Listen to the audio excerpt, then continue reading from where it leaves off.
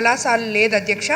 మా జిల్లా కేంద్రంగా విక్రమసింహపురి యూనివర్సిటీ ఉన్నప్పటికీ ఇంజనీరింగ్ ఫార్మా కళాశాలల ఏర్పాటుకు చాలా కాలం క్రితమే మాకు అనుమతులు వచ్చాయి అధ్యక్ష. అనుమతులు అయితే ఇచ్చారు కానీ వాటి ఏర్పాటు గత ప్రభుత్వం పూర్తిగా విస్మరించింది అధ్యక్ష. ఈ అంశంపై ప్రత్యేక దృష్టి పెట్టి ఇంజనీరింగ్ మరియు ఫార్మసీ కళాశాలను ఏర్పాటు చేయాలని చేసి నెల్లూరు జిల్లా ప్రజలకు ఆకాంక్ష నెరవేర్చాల్సిందిగా కోరుకుంటున్నాం అధ్యక్ష. అదేవిధంగా గత ప్రభుత్వంలో అసమర్థ విద్యా విధానాల వల్ల విద్యారంగంలో కొన్ని సవాళ్లుగా మారాయి అధ్యక్ష. ఉదాహరణకు జీవో నంబర్ 42 వల్ల రాష్ట్రంలో ఎన్నో ఎయిడెడ్ కళాశాలలు మూతపడ్డాయి అధ్యక్ష. ఇదే క్రమంలో నెల్లూరు జిల్లాలో కూడా దశాబ్దాల చరిత్ర కలిగిన డిగ్రీ కళాశాలలు సైతం మూతపడ్డాయి అధ్యక్ష. ప్రస్తుతం జిల్లా కేంద్రంగా కేవలం బాలికలకు మాత్రమే డిగ్రీ కళాశాల ఉంది అధ్యక్ష. ప్రభుత్వ కళాశాలలో డిగ్రీ చేసుకోవాలనుకునే పేద బాలురులు ఎంతోమంది ఆ ప్రాంతంలో ఉన్న కళాశాలకి దూర ప్రాంతంలో ఉన్న కళాశాలకి వెళ్లాల్సి వస్తుంది అధ్యక్ష. ఈ పరిస్థితిని దృష్టిలో ఉంచుకొని అక్కడ ఒక డిగ్రీ కళాశాల అవసరం అధ్యక్ష. మరొక సమస్య, ఎటువంటి పబ్లిక్ సర్వీసెస్కి సంబంధించిన పోటీ పరీక్షలు, సివిల్స్ గ్రూప్స్ వంటి వాటికి ప్రిపేర్ అవ్వాలనుకునే విద్యార్థులకి ఎక్కువ శాతం మంది ఆర్ట్స్ కోర్స్ కోసం తీసుకోవాలనుకుంటారు అధ్యక్ష. ముఖ్యంగా BA హిస్టరీ, ఎకనామిక్స్, పాలిటిక్స్ ఇవి ఎంచుకుంటారు అధ్యక్ష. కానీ ఈ కోర్సు అందుబాటులో లేనందువల్ల పేద విద్యార్థులందరూ చాలా బాధపడుతున్నారు అధ్యక్ష. ప్రభుత్వం ఈ విషయాన్ని పరిగణలోకి తీసుకొని నెల్లూరు జిల్లా వాసులకు ఈ సమస్య పరిష్కరించాలని కోరుకుంటున్నాను అధ్యక్ష. చివరిగా అధ్యక్ష, విక్రమసింహపురి విశ్వవిద్యాలయంలో ప్రస్తుతం మాకు నెల్లూరులో ఉన్న ఒకే ఒక విశ్వవిద్యాలయం అధ్యక్ష.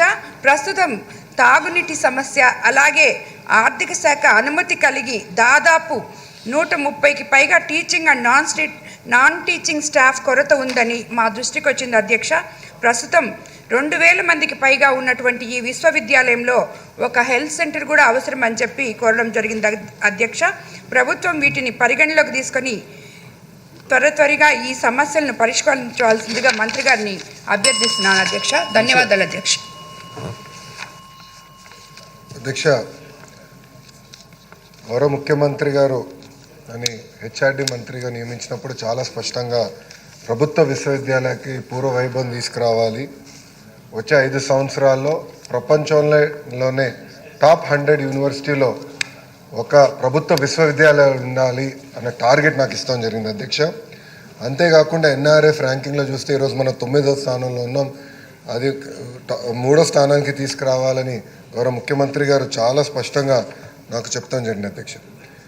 దాంట్లో భాగంగా అధ్యక్ష, నేను పీలేరు నియోజకవర్గంలో పాదయాత్ర చేసినప్పుడు మన కిషోర్ కుమార్ రెడ్డి గారు చాలా స్పష్టంగా చూపించారు అధ్యక్ష. అంటే అక్కడ ఉన్న ఇన్ఫ్రాస్ట్రక్చర్ ఏంటి, ఏం చేస్తే బాగుంటుంది కూడా మేము ఆ పాదయాత్రలు కూడా మేము చర్చించుకుంటాం జరిగింది అధ్యక్ష. అది ఆల్రెడీ నేను అధికారులతో కూడా డిస్కస్ చేశాను. ఇంతేకాకుండా అధ్యక్ష, గౌరవ ముఖ్యమంత్రి గారితో ఒక చర్చ చేస్తున్నాను అధ్యక్ష. ఒక్కొక్క జిల్లాకి ఒక్కొక్క విశ్వవిద్యాలయం ఉండాలని నేను ప్రధానంగా కోరుకుంటున్నా. ఒక పక్కన ప్రభుత్వ విశ్వవిద్యాలయం, ఇంకో పక్కన ప్రైవేట్ విశ్వవిద్యాలయం, ఈ రెండు కూడా మ్యాచ్ చేసి జిల్లాకు ఒకటి ఉండాల్సిన అవసరం ఉంది అధ్యక్ష.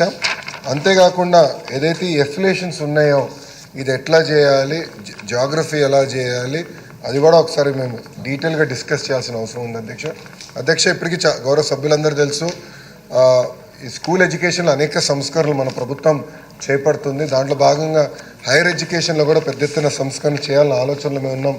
ఒక పక్కన యూనిఫైడ్ రూల్స్ తీసుకొస్తే ఎలా ఉంటుందన్న డిస్కషన్ స్టార్ట్ చేశాము. రోల్ ఆఫ్ కమిషనరేట్ ఏంటి, యాప్షీ ఏంటి, కరికులం రీవ్యాంపింగ్ ఏంటి, అన్నిటిపైన చాలా లోతుగా మేము చర్చిస్తాం జరుగుతుంది అధ్యక్ష. సో గౌరవ సభ్యులు కిషోర్ కుమార్ రెడ్డి గారు చెప్పిన దానిపైన చాలా సీరియస్గా ఉన్నాను. ఎందుకంటే ఆ రోజు పాదయాత్రలో మనం డీటెయిల్డ్గా డిస్కస్ కూడా చేస్తాం జరిగిందన్న. సో ఇది